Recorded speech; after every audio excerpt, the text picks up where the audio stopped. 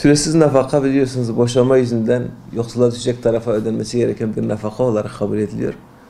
Nafaka biliyorsunuz hem kadın hem erkek verebiliyor ama ülkemizde daha çok erkeklerin verdiği bir unsur olarak ön plana çıkıyor. Yargıtay'ın başka kadınlarına nafaka vermesi gerektiğine dair kararları var. Ama tabii daha çok erkekler etkileniyor bundan.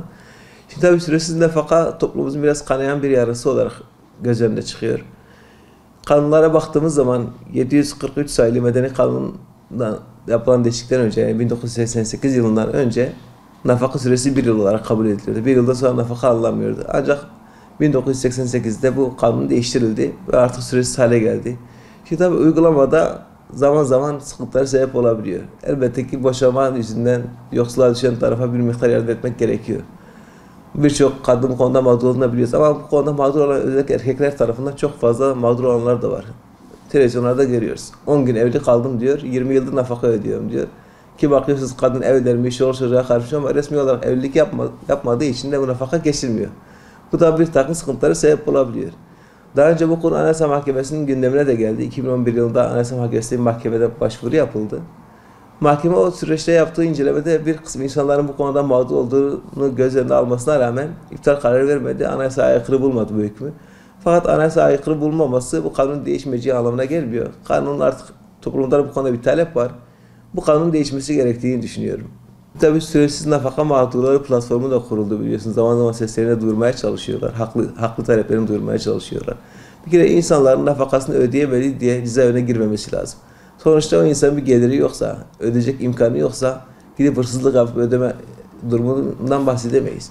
Bu insanın cezaevinde olmaması lazım. Daha fazla mağdur edilmemesi gerekiyor. Çünkü o nafaka zaten adam ödeme gücü yok. Ödeme gücü olsa zaten ödeyecek adam. Kimse cezaevine girmek istemez. Ama ödeyemeyen bir insanın da cezaevinde olmaması gerekiyor. Özellikle nafaka borçlarında cezaevinin ortadan kalkması gerekiyor artık.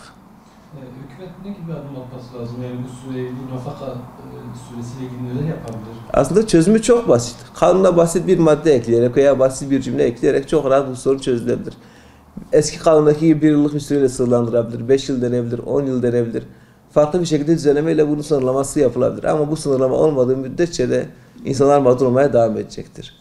Aslında kadın veya erkek fark etmiyor nafaka alan kişi eğer nafakasının kesileceğini bilirse buna göre hareket edip ona göre önlemlerini almaya çalışır. Ama süresiz nafaka alacağını bilen insan ister istemez tembelleşiyor. Bir şey yapma ihtiyacı hissetmiyor. Çünkü diyor ki ben çalışsam da belki bu nafakayı ancak kazanacağım. En iyisi hiç çalışmayayım daha iyi.